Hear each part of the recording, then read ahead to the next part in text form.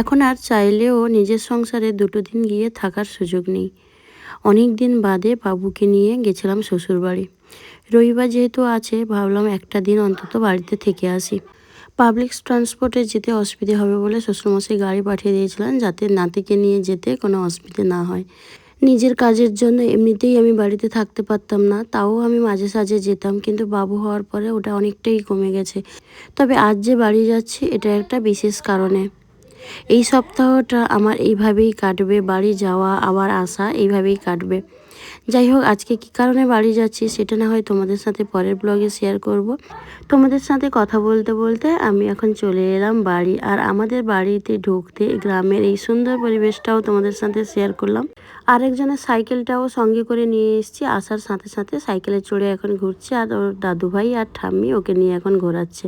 যাই হোক, এই ব্লগটা কেমন লাগলো অবশ্যই জানিও, ভালো লাগলে লাইক দিয়ে যেও।